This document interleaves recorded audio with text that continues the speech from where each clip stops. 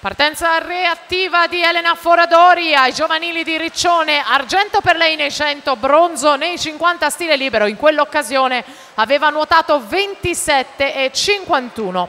Andrea Salvagnini detiene il primato della manifestazione. Andrea Salvagnini 27,02. Attenzione a Jessica Bosco, partita come un fulmine, ancora davanti l'atleta del Plentin Veneto, Jessica Bosco 27,04.